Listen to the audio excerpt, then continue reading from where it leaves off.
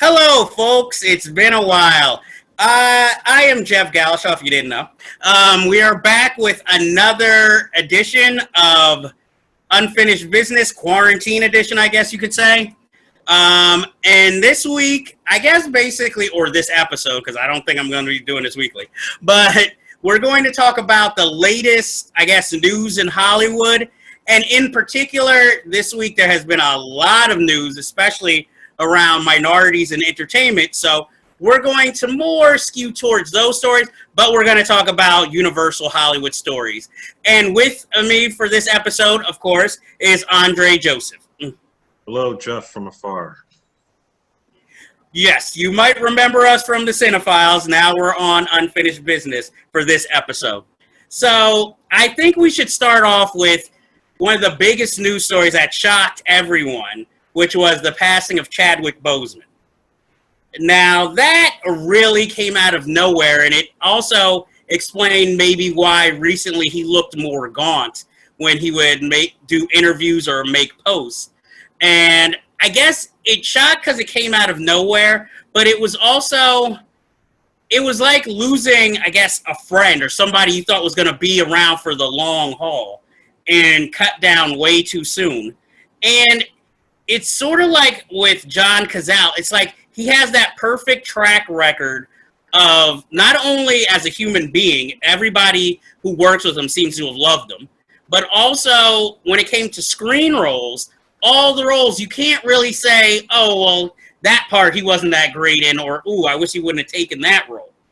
So, because, I was introduced to him through 42, playing Jackie Robinson, and he knocked it out of the park, pardon the pun, in that movie. And then, I believe the next movie I saw him in was when he played James Brown in Get On Up. And while I didn't like the movie, I thought his performance and impersonation was dead on. And then, 21 Bridges, it's an action movie.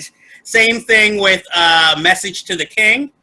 But of course, we all know the movie that put him into everybody's radar, Black Panther. And with that movie, I guess that movie had a profound effect on me, and his performance, even though everybody talks about, of course, Michael B. Jordan as the villain, because he's, has a showier role, but you also have to keep in mind, like with Chadwick Boseman, he personified in that movie what every, I guess, like kid who wanted to be a superhero, particularly black ones, wanted to be in a superhero. He was elegant because he was, the king of the country. He, he was culturally plugged in because everything was about ancestors and culture. And, and no offense, he could kick ass if he wanted to.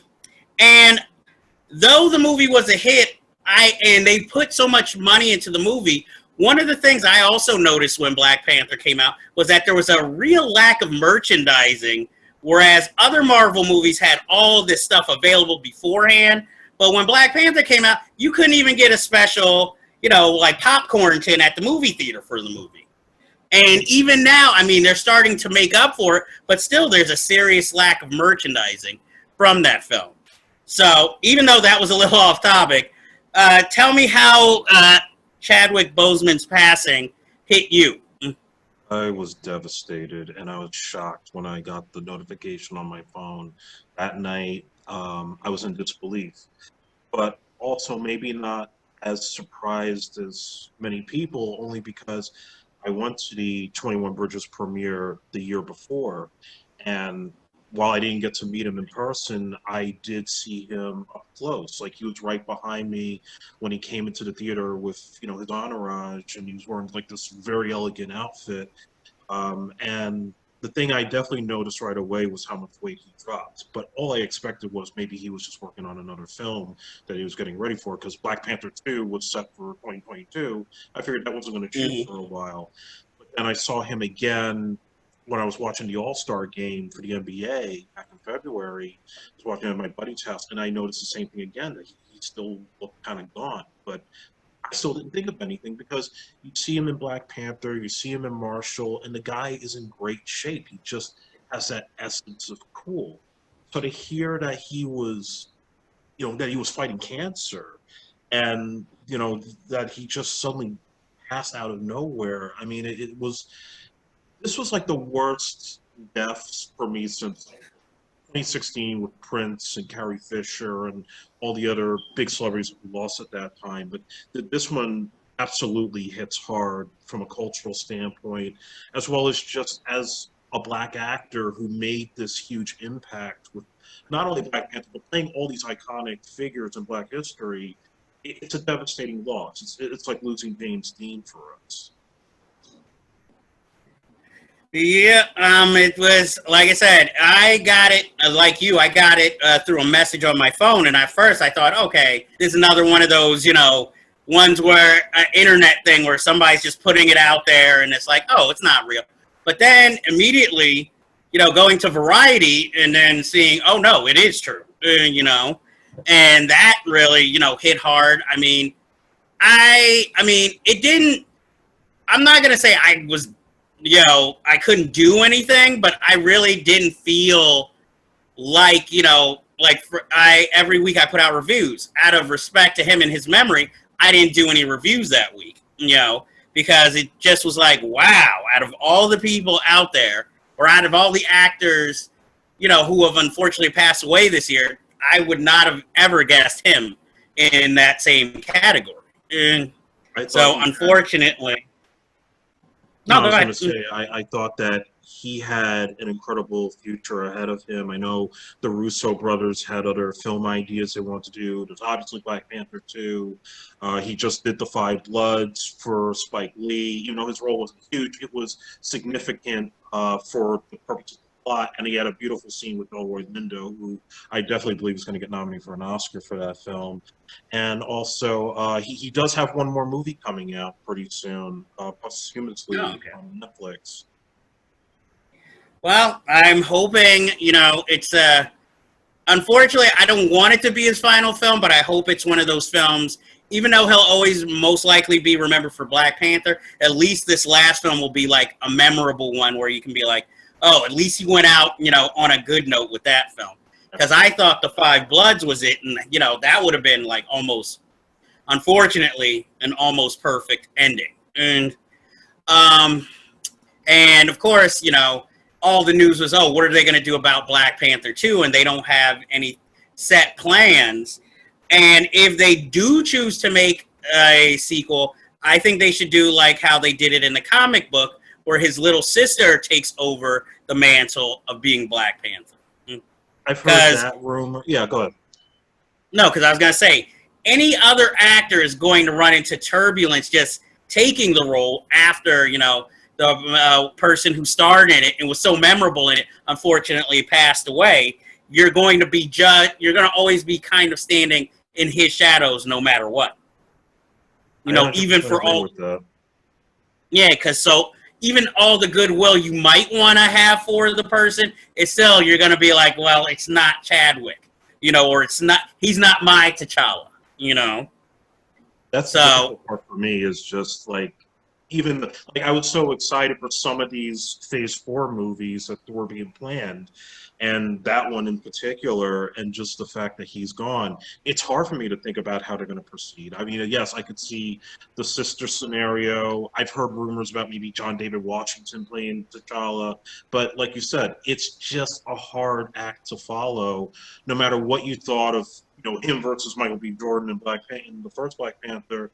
I mean, that pretty much was his role going far back as Captain America: Civil War. So, I mean, you saw this character evolve, from kind of being like the second in line to the throne to becoming the throne, and sort of have the difficulty adjusting to it. And then his last two appearances, both in Infinity War and Endgame, and hopefully, we have the animated What If series for Disney Plus, and my understanding is he did complete his voice work for the Black Panther-oriented episode. So, at least maybe we'll get at least that one last bit of him before it's finally a done deal. Well, here's hoping. Our next story that we should talk about. But for one final, rest in peace, Chadwick Boseman. King, Wakanda forever. Wakanda forever. Our next bit of news, I feel like a newscaster here, involves Star Wars, Yes. which always seems to be somewhere in the news for some reason. But this particular week, or more last week, John Boyega let his true feelings be known about his role in Star Wars and how he felt like they started off strong with his character and then diminished his characters as the sequels went on, which I personally agree with, because I guess I liked when the first sequel came out, and I still had hope for the sequels. And then after that, I wasn't part of that lynch mob who hated The Last Jedi, but it was like, okay, this is interesting and a little different. But I also noticed, again, his part didn't seem as important. And then in the third one, it was just like, oh yeah, there's Finn. And, and he'll be part of this journey, but he's not the leader so much in this journey. And I can see how he could feel that way. But then when you hear Daisy Ridley talk about how even with her character, every sequel, she had a different origin story, it showed that for all of them, I guess, the publicity of them saying, oh, we've got the sequels all planned out, or the trilogy all planned out, they were pretty much making it up as they went along. Which isn't entirely J.J. Abrams' fault, because I think he knew he was going to produce all three, but he was just going to make the first one. Then whoever was going to write and direct the second one had to stay within certain guidelines. And then the third one, but then I guess Rian Johnson more wanted to explore that universe more than have a straight story. Again, I'm not an insider. I don't know if that was the plan, but that's the way it came off. Well, I've been following. Yeah. No, go ahead. I was handing it over to you. Okay. Well, I've been following a lot of the developments, particularly after The Last Jedi, going into The Rise of Skywalker, and the understanding of like all the different issues. And some of it's rumor, some of it has probably come to light, and certainly these recent interviews with John Boyega and Daisy Ridley have certainly confirmed a lot of the fears and suspicions that I think a lot of Star Wars fans have had for some time. I look at it from this point of view of, I felt when they first got this, when Disney bought Lucasfilm, that they would do it properly.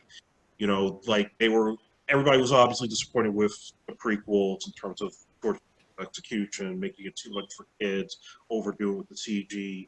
So when J.J. Abrams came on board to do The Force Awakens, there was a big push to say, let's go back to real effects, real sets, real creature creation, and more of a nuanced story with some strong acting behind it. So we all sat there thinking, okay, there's got to be a timeline. You're bringing Lawrence Kasdan. You're going to try to go 30 years after Jedi. So this is going to be a big event.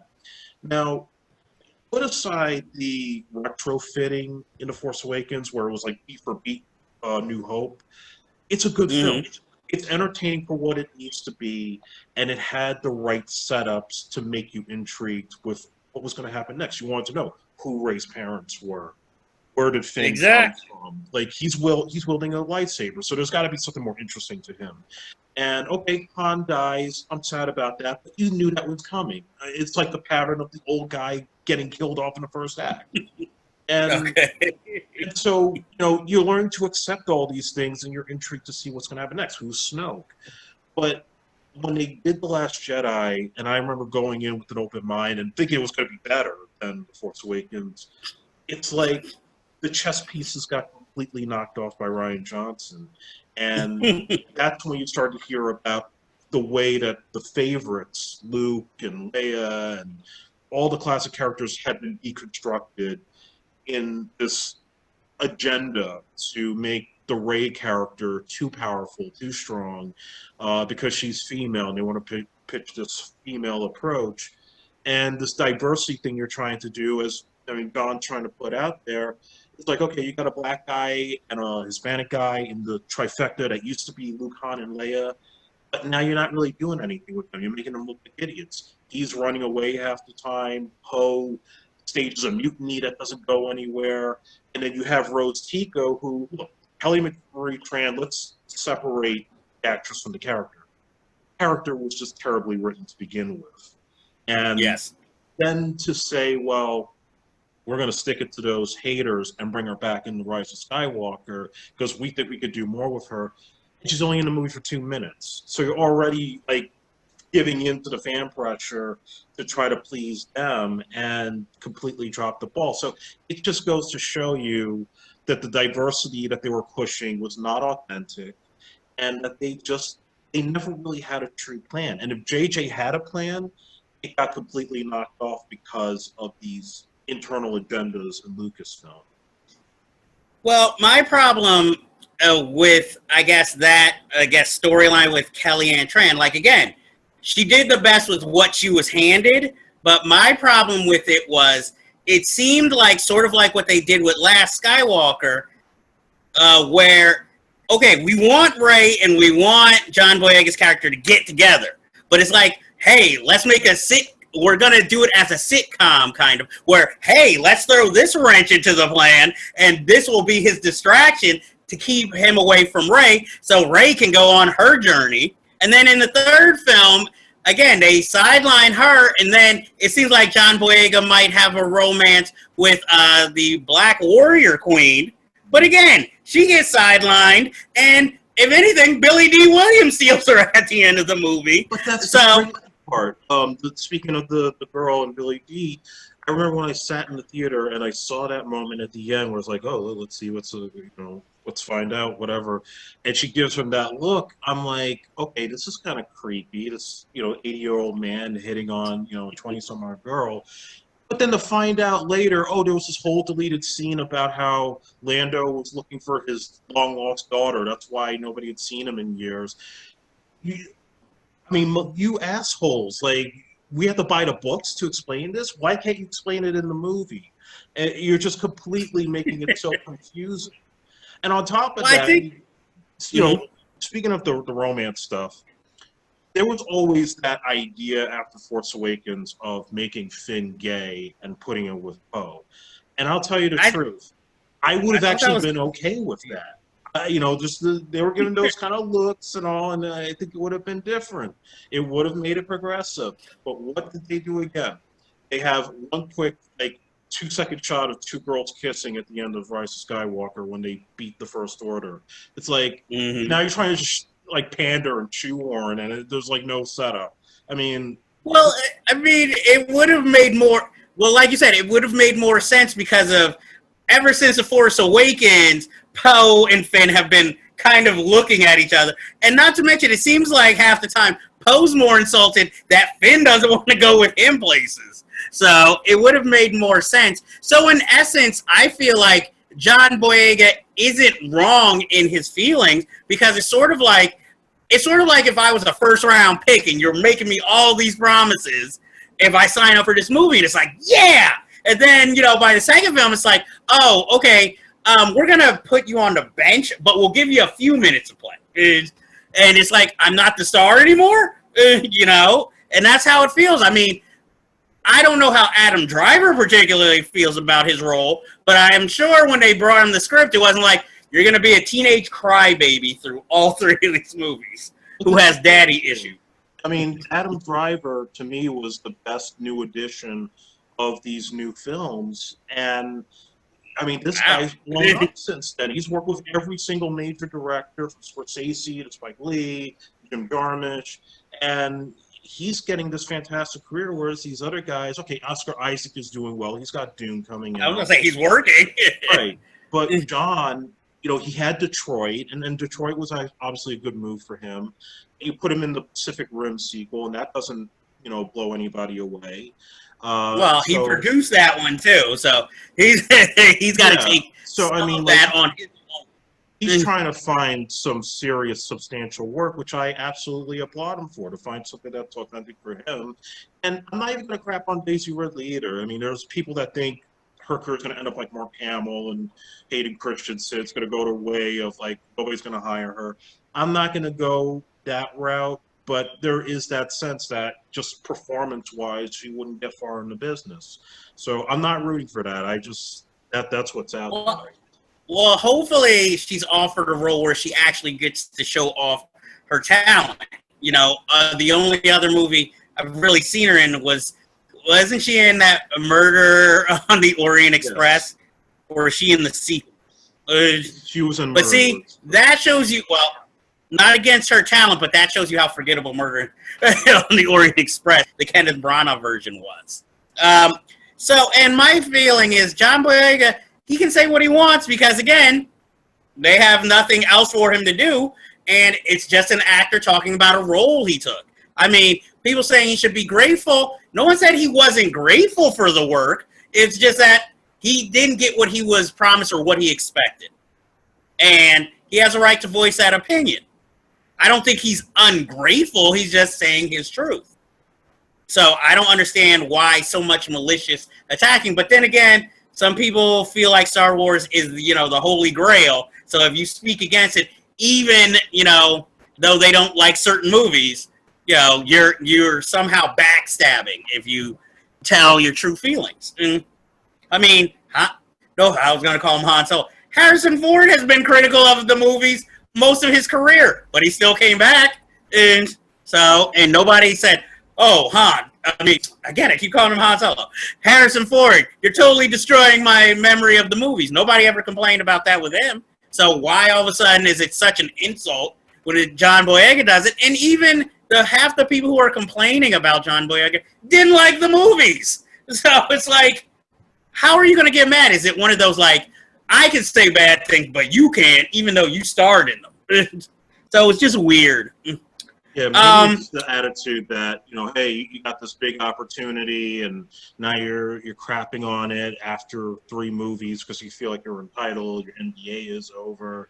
But no, sometimes you get into a big situation like that, and after a while, when you start to become part of a machine, you start to see things, and your mind evolves from being like a kid like he was when he started to now being more of an adult and understanding the way the business is when it comes to black actors. Exactly. Well, and also, he'll kind of be the Lando of the sequels because he's one of the few African-American characters in the film in a galaxy far, far away. So we can look forward to that. And the next subject I have in my notes to talk about is Lovecraft Country, which started off as a novel. And, it had a lot of big buzz around it because Jordan Peele was executive producing the series. And now the series has started on HBO. And it's about, I think, 3 or 4 episodes deep at this point. And I have read the book. And I have to say, I think it does well in its representation of the book. And I also think it's kind of caught on like how Watchmen did about racism in the country. But I also like that it introduces African Americans on screen in science fiction, which unfortunately is very rare when it comes to films and television, even though there's a treasure trove of books involving African Americans and science fiction. And usually sci-fi books are all about humanity and the differences between alien races and human races.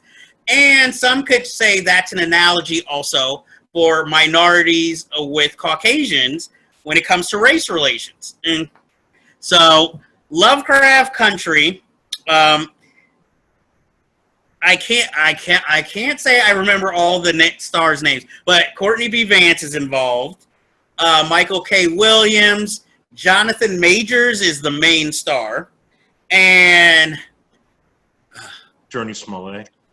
I was trying. There's so many Smolletts. It's like, which one is she? But I'll tell you. Smollett. Yes, she is fine on this series. Oh yeah. She grew up well, and I like the series.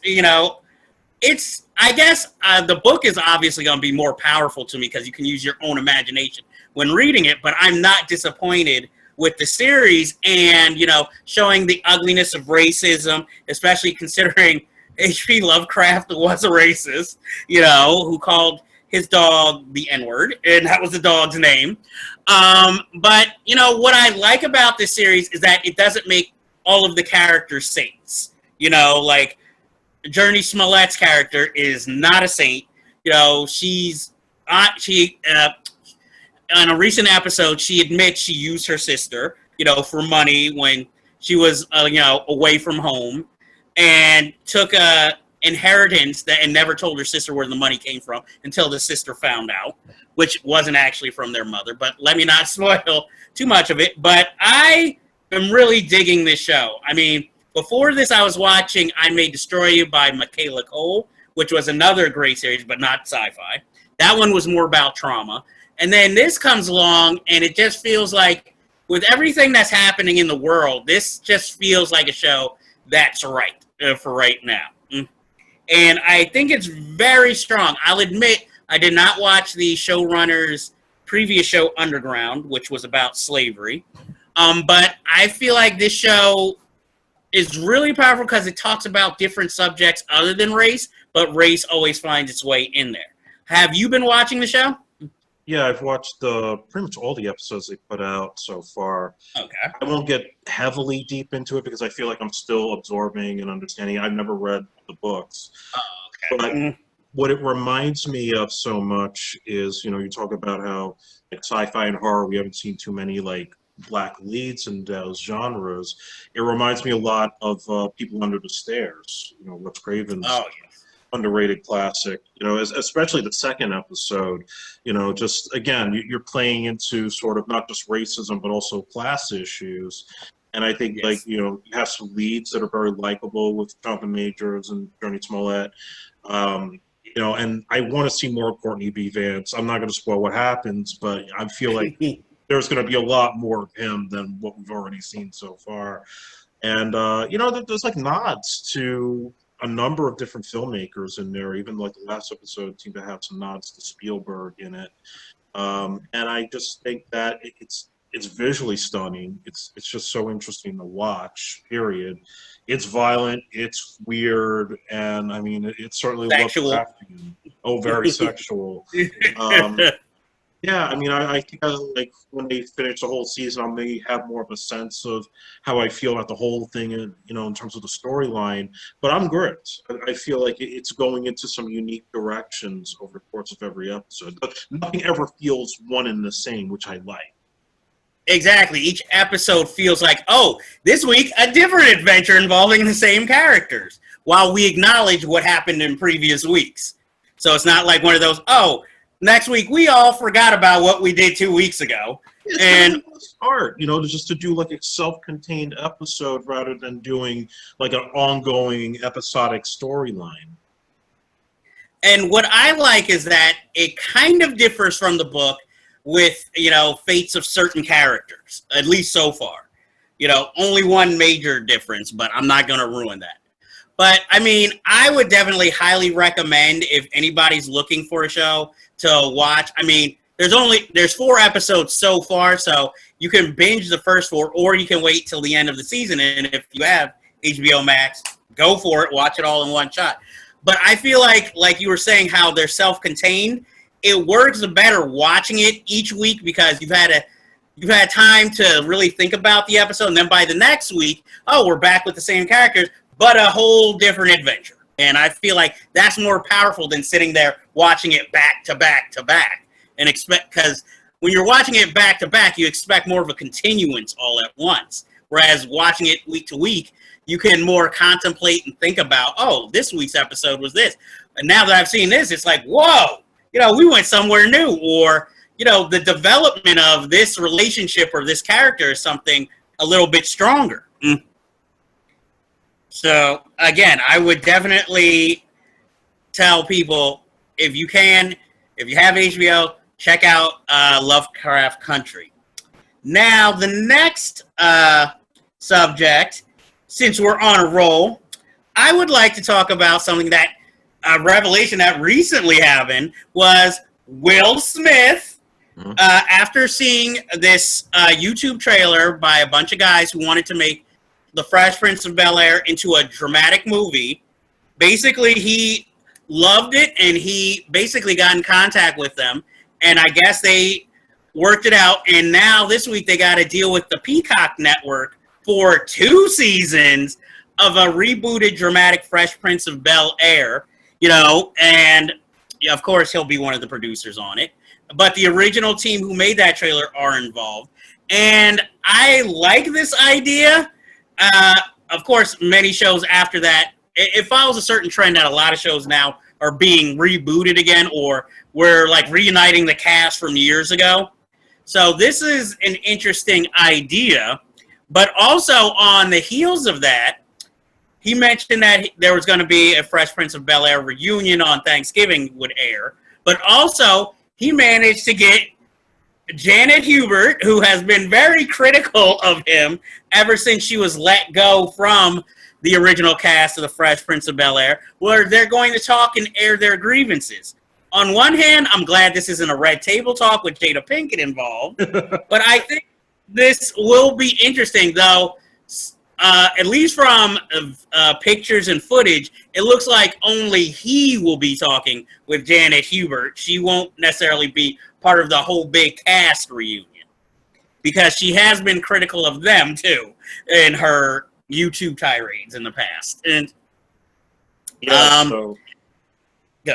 I'll start with the series pickup. So I remember either you or somebody I know showed me the sizzle trailer for it.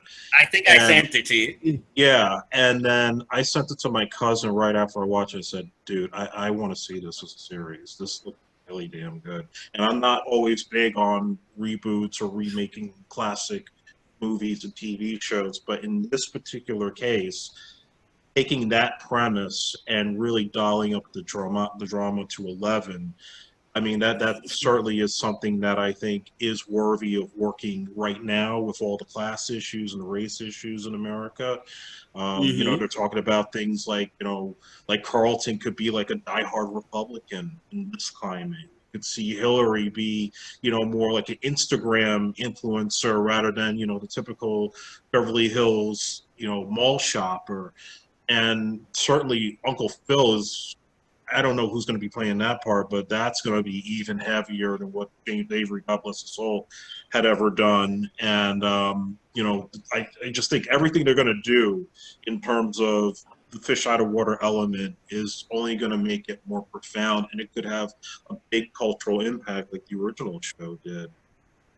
Well, my only worry with this is that, I don't know if you've ever seen it, there's a show on the WB called All American with Taye Diggs, where basically he's a coach for like this private school, and he recruits, you know, a kid from the hood to join not only the football team, but come live with him and his family. And his family is more, you know, on the upper middle class side. So there's that clash, plus the clash when he goes to school. And I mean, there's room for two shows to tackle the same subject. But I mean, obviously the Fresh Prince sitcom tackled it first. And I just wonder, you know, are the stories going to seem similar, or are they going to be different enough that, you know, obviously the showrunners of each show have a different way of approaching different, you know, the problems and class issues, so to speak. I imagine that you'll see like some episodes probably lifted from the original, the ones that were probably more heavy, like remember the one with the father and that dramatic moment Will Smith has with the Ben Vereen episode, as I call it. Or they could even do the one when he got shot at the ATM, and you know, Carl's all messed up. He buys a gun because he thought it should have been him instead of Will. I mean, that stuff could be pretty crazy to do as a serious drama than as a sitcom with the laugh track and applause. But I'm sure a lot of it's going to be fitting current times and everything that's going on right now. Imagine trying to do different world in that type of format, you know? And you got to do the episode, redo the episode when Dwayne got stopped by the cops because he got into the fight with the racist fraternity. Oh, yes. The racism episode with Dean Cain, Republican. Time Out tried to rape Cree Summers' character. Oh, yeah, and then he beat up Dwayne Wayne through the sunroof. Yeah. But I guess my thing is, also, do you think there's that audience that's going to wait for them to also, are you going to put in this moment from the original Fresh Prince that we all remember? Like the ones we were just talking about? You know, like, again, Will getting shot, trying to protect Carlton. Obviously, somebody's going to have to update the Carlton dance. You can't use the same one. Will there be a Carlton dance? You know, you gotta throw in everything, but just make it subtle. And I mean, obviously, you're probably going to get cameos or guest starring role from the original surviving cast. The last time I think I've seen them all together, other than in pictures, was on the LL Cool J in the House show when Alfonso Ribeiro's character got married and James Avery played his father, and Jeffrey was the priest that married him to his wife on the show. So that's the closest we've gotten. I'm just happy to see Karen Parsons, personally, because had a crush on her watching Fresh Prince. And really, I mean, I don't know what happened to her career. I know now she makes books. She puts out African-American children's books. But it was just like after Major Payne and that Dennis Leary series, you never saw her in anything anymore. Well, she was in Ladies' Man with Tim Meadows. A movie I did not see in theater, so that's I did not realize. But I mean, you know, she was one of those people who I thought would act more, you know, like after the show, or at least get some roles. I mean, I didn't really see Jeffrey in too much stuff after that. And of course, James Avery, you know, after that was pretty much in almost every show guest starring. And okay, so how do you feel about this, the reunion of all things? Oh, I was shocked. When I first saw the picture, I was like, that has to be Photoshop. Or they paid her a lot of money to show up to meet with Will. But it sounds to me like that there's still, at least from an Instagram post, like there's still something kind of sharp right there with her. That she's not totally forgiving yet, but we have to see. It seems like, you know, it's going to be a friendly conversation, but, you know, a lot of stuff has to get aired out because I guess they're looking at it from where we stand right now as a country to be like, we can't keep fighting each other like this anymore, especially over stupid stuff that happened 30 some odd years ago. Exactly. When he was younger and maybe not thinking more about everybody else and more thinking about himself at the time. And especially as he's getting older and trying to show he's more spiritual these days. I think maybe he wants to maybe put the past in the past and like just settle anything, any feuds. What I guess I find interesting about it is, like you said, feuding. It was more her feuding with him. He hasn't said anything, you know, all these years, over the years. No matter what she said about him, he stayed quiet. So I give it to him for that. But it'll be interesting. I probably will definitely watch the reunion, and I know I'm definitely going to watch the rebooted show. Okay. And I'm hoping it's worth it since they agreed to like 2 years automatically. And I hope it's not one of those deals where like sometimes HBO used to order a show for multiple seasons, but then after the first season didn't do as well as they expected. They were like, okay, we're going to cancel it, you know. And I don't know if the writers, you know, of those HBO shows, since they were already promised 2 years, they might have already planned out those 2 years. And now that you cut it short, it's like, well, we didn't get to finish the stories we want to. But I'm looking forward to that.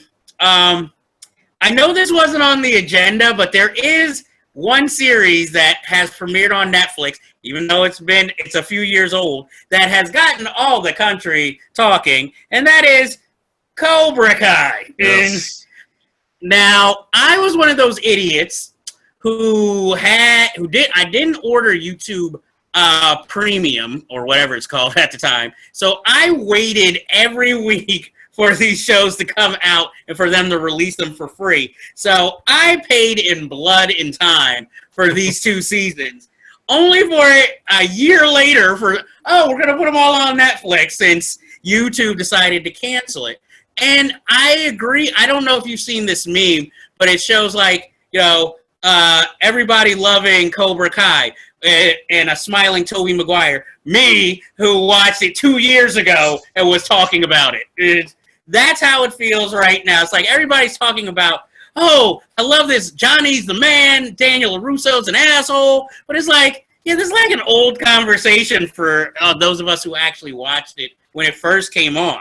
And I don't want to sound like an elitist, but I'm just like, soon as they told me we're continuing Karate Kid, and it's not going to be like the Karate Kid 3 and everything after that. So I was in from the beginning. I didn't expect to find sympathy with, of all people, oh God, I can't think of his name. Johnny. because I was like, hey, it's not only that Johnny was a jerk, but it was just that William Zabaka played so many bullies in the 1980s that it was just like, oh, he's just an asshole. And now, they managed to flip the switch and make Daniel LaRusso, of all people, one of the biggest assholes out there, but also from misinformation between the two. And I love the show no matter what. Ralph Macchio, noticeably looking older than Johnny, but again, it's still acceptable that they could fight. My favorite little Easter egg of the show is having Paul Hauser in the show in a bit role in multiple episodes. And, I thought at first it was just going to be a cameo for one episode, but then seeing his character keep popping up as the oldest student in Cobra Kai, and the shock, I don't know if this is spoiler since people by now should have seen it, but bringing back Martin Cove of all people. Well, I figured eventually they'd bring him back, but making him more of a major presence, that was what was shocking. And still managing to be hateable, Now it's like when you hear about season 3, there are all these people you wish would come back. It's like, oh, I hope Elizabeth Shue comes back, which might be a possibility due to the ending of season 2. I want to know what happened to the girl who Daniel was romancing in Karate Kid 2. And I don't remember her character. I don't remember her character's name. Hey, are we going to bring back the girl from part 3 who he didn't date because everybody knew, yeah, you look a lot older than her. So this wouldn't seem right. Robin Lively and my man Thomas Ian Griffith. Bring him back, I mean, if he still has the ponytail, that's extra points. And I unfortunately, I'm not a loyalist to Karate Kid 3. Whoever he fought in Karate Kid 3, who they set him up to. Yes, bring him back. I haven't seen that guy in forever. And realistically, here's what's always my problem with Karate Kid 3. I know this is a little off Cobra Kai. Daniel Russo got his ass kicked in 3 and only won by points. How is that really winning? How's that a victory? That's what they call the writer's strike of '89. Okay, because I'm like, how does it end like this? Like, oh, I'm going to win on points. Is that like, oh, you did your best and see, you won. You didn't have to cheat. Not that there was ever any point where he could have cheated. And how are you feeling about this new resurgence for Cobra Kai, I guess? I think it's great. I mean, when they first announced that when Cobra Kai was first announced, I mean, I was intrigued, but I was also scared because of the fact that it was being handled by the guys that did Hot Tub Time Machine, and that there was going to be partially a comedy. I'm like, oh no, they're going to ruin this shit, especially if they were able to talk Macchio and Zabka into coming back. But then I saw the trailers, and I was getting intrigued. Okay, you're getting Johnny back, making him sort of the protagonist, and Daniel is like now this, famous in the Valley because of the tournament. And then I watched the show, and holy shit, they got it right. I mean, there's so much to love about Cobra Kai besides, the fight scenes and all the throwbacks to the original film. It's the fact that, first of all, unlike other old franchises that usually use like the popular characters to toss them aside and put the new characters in the forefront, that's not the case here.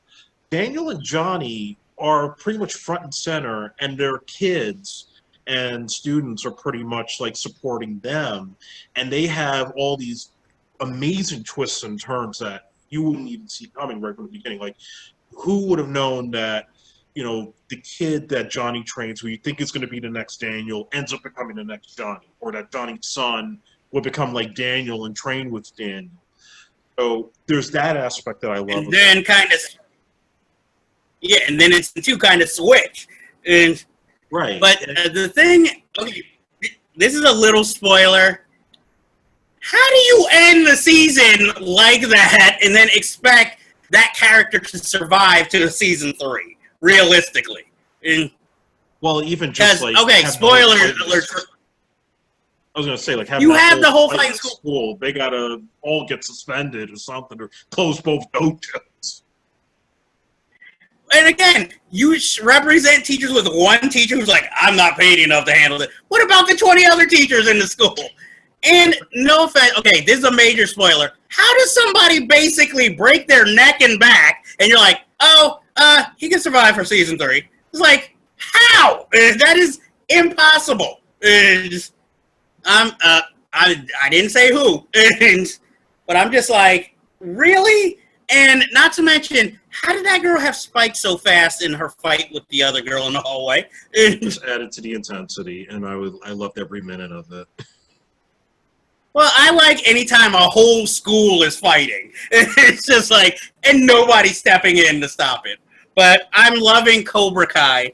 I'm even tempted to watch it again on a bigger television because, unfortunately, I watched season 1 on my phone, 1 and 2 on my phone. And I'll say too, like you were saying, like just the nostalgia of bringing back characters from the films. It's like no stone is unturned with this show. So even if you didn't like 2 or you didn't like 3, you're still going to reference it as canon and potentially, bring back these actors. And many of those actors have all expressed interest in wanting to come back. So one never knows. Maybe Hilary Swank comes back and there's a whole big twist with her and Daniel. Like, oh, Miyagi had another student I didn't know about. Like, that could happen. That's the amazing thing about this. Hey, as long as they don't bring back the Karate Kid Adventures cartoons, I'm down. Even though I did like that show when it was on. Yeah, I feel like there's been some stuff that kind of hints to it, but hopefully they won't go there. Well, I know season 3, we're going back to Okinawa. And for part of the season, at least. I'm just hoping it's not like, oh, somebody knows how to do the Mr. Miyagi healing, and that character all of a sudden, oh, I'm back. You know, that's where it'll be like, this is a little ridiculous now, guys. You're going into your hot tub time machine thinking, or your Harold and Kumar thinking now. But speaking of that movie, there was somebody involved in the original production who had no lines in the movie, but whose career I was really thinking about recently because I saw this actor also in a movie called Iron Eagle that was on recently, a movie I've never really watched from beginning to end until recently. But do you remember the actor Larry B. Scott? Yes, I do. Now, for audiences who might not know who Larry B. Scott is, you might not know him by name, but you know him by face. His most popular role was as Lamar, the gay black guy in, what was it called? Oh, Revenge of the Nerds, Part 1, 2, and he cameoed in 3 and 4. But, there you go, Larry B. Scott. But what you might not realize, unless you're as old as me and Mr. Joseph, is that he was in a bunch of 80s films, usually as the only black guy in the whole movie. Now, in Karate Kid, he was part of Cobra Kai. Fingers crossed they bring his character back in future episodes. And he was also the only black guy in Iron Eagle and in Space Camp. And the thing that always fascinated me about his career was that he was always the solo black character in these movies, but they never got to his story of how he got there in the first place or how he has to deal with things. Like, come on, Cobra Kai, this is, no offense to the film, because it was made in the 80s, this is pretty Aryan up in here. And you're the only black guy. And you're part of Cobra Kai, you hang with these guys, but you're never in the hazing or beating up of Daniel. You didn't even get an invite to the episode when all of Cobra Kai comes together again, older. But I always, whenever I would see him in a movie, I'd always wonder, like, where's the movie for his character? Or let's get a storyline for him, because realistically, his strongest performances that I remember him from was in A Hero Ain't Nothing But a Sandwich, The Children of Times Square, where he was obsessed with Howard Rollins. Yes, where he was obsessed with getting Howard Rollins' leather trench coat that he sold him out. And a little cult kind of movie called Fear of a Black Hat, which is like the Spinal Tap of hip-hop in the 90s, where he played Tasty. And he was really good in that movie. Other than that, over the years, I've seen him guest star on many television shows. But I know, like, from 2010 to 2019, he was inactive as an actor, according to IMDb. But, I mean, I don't know what your memories of Larry B. Scott are, but I always thought he was somebody who should have, I mean, he worked, but should have gotten a little bit more recognition. Like, he's sort of like, I don't know if you saw Good Times, but it was like the guy who played Sweet Daddy on that show.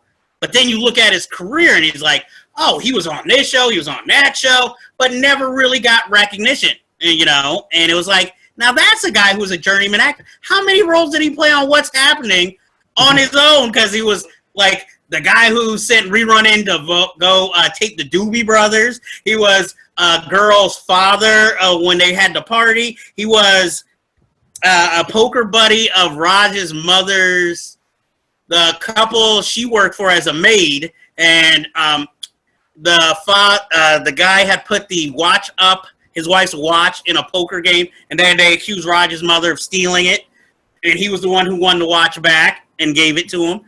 So it's sort of like, what are your memories of like Larry B. Scott? I mean, he's still alive, so you know. I don't remember, but of his career, I should say. Yeah, I mean, that's the thing. Like, he was one of those faces that you would see in a movie, and most of the time, maybe he didn't have the biggest impact in the world, but you had that sense that he was in it. And yeah, you know, you need a black face, and it's got to be a young guy, and he's going to be one of those guys that you go to. Like him and that guy that went on to Walker, Texas Ranger, the one that played Theo in Die Hard. I'm blanking on his name. Okay, I know who you're talking about. I just don't know his name. Yeah, like all those guys, even Courtney B. Vance when he first began. It's like all these guys that you always had interchanging to play the same type of roles back in the 80s. Looking at the IMDb right now, I could tell you I remember him in Extreme Prejudice. He was like this shooter, FBI, CIA guy. You know, like him and Michael Ironside, they're all like these guys in New Mexico. Nick Nolte playing like this sheriff. It was a Walter Hill movie, and I remember he got killed off in it. I mean, it was like a big action sequence he had at the end, sort of like a Mexican standoff deal. I definitely remember him in Snake Eater 2, where he played Speedboat. Yeah. Snake Eater 2 was like the one where they wanted to give Lorenzo Lamas like a black Eddie Murphy partner. They get this guy basically to dress up in a trench coat and a hat like you're wearing, carries a double-barreled shotgun, and he tries to act like Eddie Murphy playing Reggie Hammond, you know, and he's in the whole film. Like, it's a huge, probably one of his biggest roles of all time. Was Snake Eater 2. I miss Snake Eater 1. So. And I remember him in That Was Then, This Is Now. That was the last S.E. Hinton novel adapted to film that had Emilio Estevez in it. And it was who wrote and directed it? The Outsiders, like it was in the 50s, but they decided to modernize it for some odd reason. And I don't remember his role in it, but I remember him actually being in the movie. I haven't seen in a long time to really remember. And then from there, and he was the only other, him and Morgan Freeman. Those are the two black people in that movie. Right. Other than that, from the looks of it, yeah, I mean, by the 90s, he just got reduced to playing like extra parts and a lot of throwaway roles. He was on Seinfeld, he was on Jamie Foxx. And then I guess he just got disillusioned. Maybe he just started working a regular job before he got back into acting. So that's all I can. Unfortunately, yeah, I wish he was more like a Danny Trejo, where it's like, oh, that guy, oh, I got to see him on screen in something. Or like this is another 90s thing, where they would take all these character actors and put them in like an HBO action movies, you know, where they either play the main or a comic relief or a villain or a memorable henchman. I wish they would go back to doing that with some of these character actors, but I know how hard it is to get even any movie made these days. But I'd like to send out a salute to Larry B. Scott, an unsung hero of 80s, usually teen movies, you know, as being the solo black guy in the movie, usually. So representation and hopes for crossover audiences were on his shoulders purely. Well, we're winding down on the subjects for this week, but there is one. Well, actually, there's two major subjects. This is going to be more industry thing than individual movies or anything. But first, let's talk about theaters that are reopening in certain states. And, of course, they can only have a certain amount of capacity in these theaters. And I will admit, I'm still kind of paranoid to go to a theater. I love the movie-going experience, but I'm still, scared to go sit in a movie theater for 2 hours to watch a movie. And there are some films I would rather prefer to see on the big screen, like Tenet. I feel like that's something you need to see on the big screen to get its full impact. And unfortunately, I don't drive, so I can't go to a drive-in screening of it. So, I mean, I can see why they want to open it up because, for big business. Again, I'm still just part of that crowd that's like, I can't feel comfortable or safe going into a movie theater. How do you feel about theaters reopening? So here's something that happened with me recently. I was back in New York for a few days, and I actually got invited by a friend of mine to go see Tenet. And because the theaters in New York aren't open, we ended up going to New Jersey. Since they still have some theaters that open, like the AMC. And I was nervous about it too, but I figured, okay, well, it's a matinee show. Maybe there shouldn't be a lot of people there.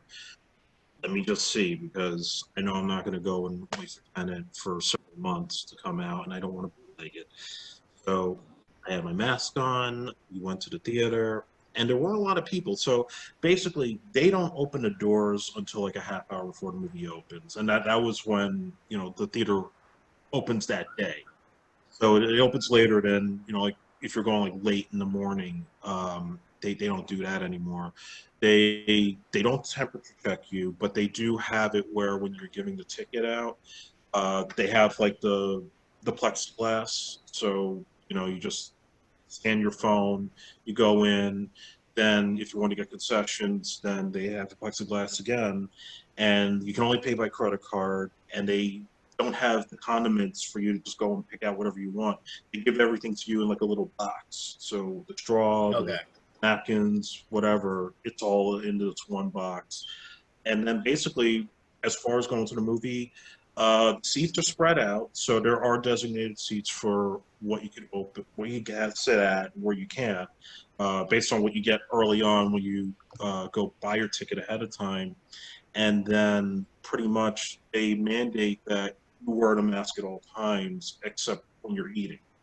So once you're done with your popcorn and soda, then you have to put the mask on. And that was the only difficulty about it, was the fact that I had to wear this mask through the whole 2 hours and a half of Tenet, and I was adjusting it constantly. I was sometimes like I felt like I wanted to breathe because it was sometimes a little excruciating.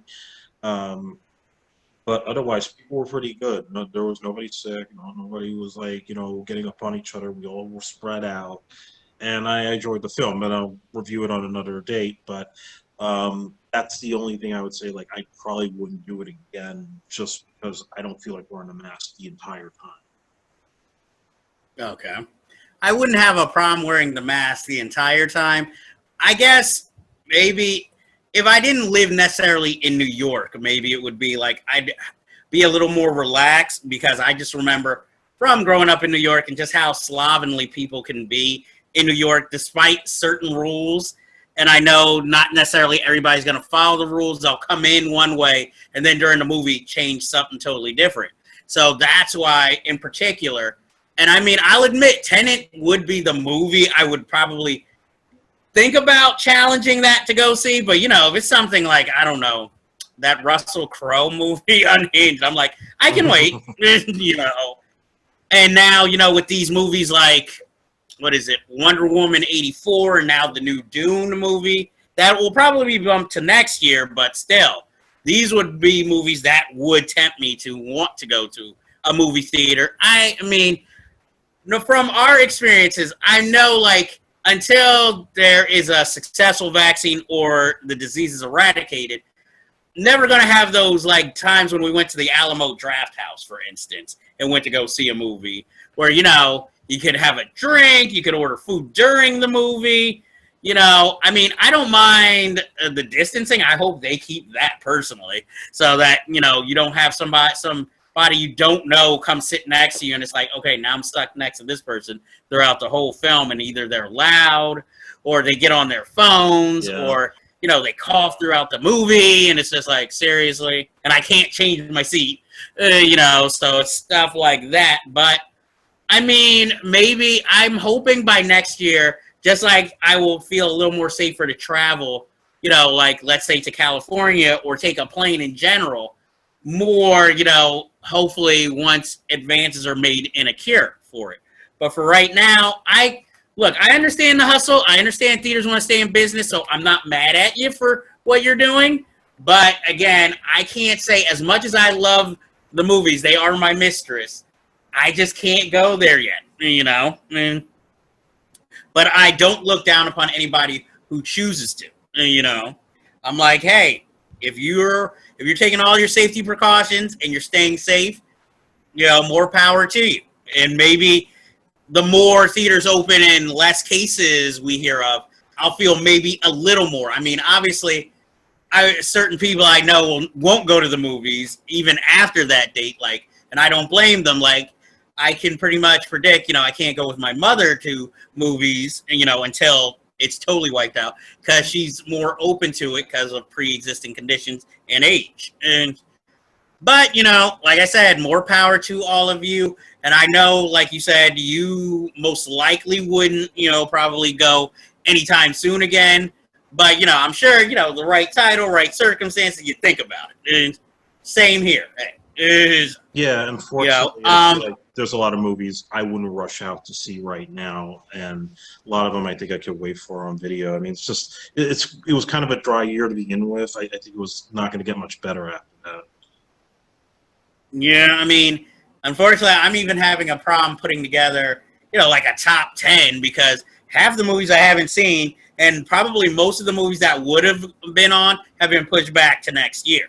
Yeah. So it's just like, even, you know, I guess they just premiered, I'm thinking of ending things, Charlie Kaufman movie. I thought, oh, finally an artistic, big budget studio film, and it's just like, it's interesting. It's not, I guess, what I was looking for, you know, like this, you know, coming out of it like, oh my God, amazed by it, you know, but it was what it was, you know. I was relieved when Bill and Ted was announced to be a simultaneous video and theater release, because that was something I was looking forward to all year. And thankfully, I was able to see that at the comfort of my home rather than to run out and pay money. You know, I'm always happy to pay money to support a film. That was something that I know I didn't want to, like, rush out and take the chance to see in the theater. Yeah, that's something I wanted to see in the movie theater, because I was hoping, you know, obviously COVID would maybe be gone by now. But I will admit, I didn't order it, you know, opening weekend, but I know I will eventually see it. And I mean, I love the Bill and Ted movies, but it's not one of those movies where I saw the previous movies in theater, so it's like, I have to see the last one in theater too. So I don't feel like I'm missing anything by watching it at home on television, where I'm just like, oh, this messes up my whole legacy of this movie, as like if I missed a Star Wars movie, you know.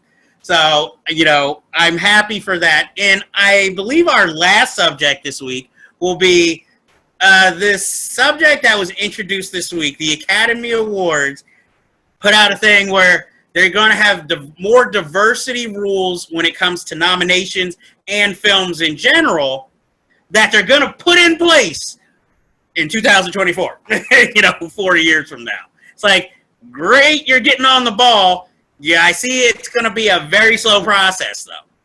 And these are the rules, but basically it breaks down to that if you want your film to be nominated for an Oscar, it must have at least 30% of what people would consider unrepresented people in film and cinema, not only on screen, but also behind the scenes. I have no problem with this.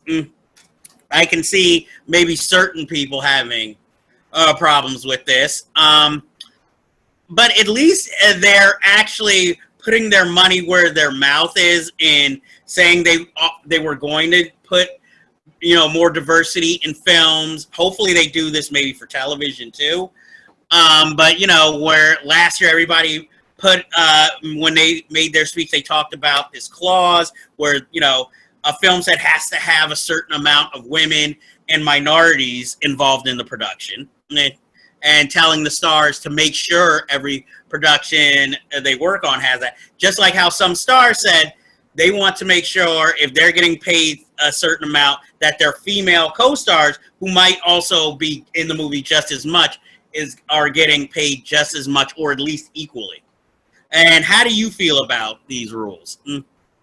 So I think it's a good start. It's certainly something that's going to push for more films to get nominations for all cultures, for Black folks, for Hispanics, for the LGBT community, and it really opens up more opportunities for films of different types to get recognized. My issue, though, is when it comes to the actual honors themselves, because you have all these rules, so we don't have to suddenly have another boycott Oscars So White issue. But at the same time, does this now stop the situation of, say, a Green Book or Driving Miss Daisy win the Best Picture, or a Denzel Washington winning for Training Day instead of winning for Malcolm X? Does it stop, only Black actors winning for playing slave parts as opposed to playing something that's not so controversial but still has a great performance? There's still, I think, this authentic representation issue that I don't think is fully addressed in terms of the actual honors themselves. I agree with that. I can see where that is coming from. I mean, unfortunately, it's sort of like problems in the country in general. I mean, I give them props for at least addressing it and trying to change it, but I don't, like you said, I don't know how this is going to affect every, movie production at large yet until it's, more out there and we see. Because again, like with the Denzel Washington winning for Training Day instead of like Malcolm X, it could also be that what they call the Al Pacino situation when he won for Scent of a Woman after being passed over for more iconic roles. Is it more of a thing of, oh, we owe it to him, so we're going to give it to him for this role? But, there's always that controversy when it comes to Training Day. Like, yeah, he played the hell out of that role in Training Day, but it was also, he kind of won for playing against type and maybe more of a negative stereotype that he won for, instead of playing more of a controversial figure, but who was always upstanding and to some people heroic when he played in Malcolm X. So, again, that's going to be a hot button issue. It's just like, I would like Spike Lee in his career. He already has an honorary Oscar, but I'd like to see him win one for a future film. I'm not saying what film, because who knows what he has up his sleeve. But, there's a guy who by now should have either been multiple times nominated or should have won one on his own, if not just for Malcolm X alone.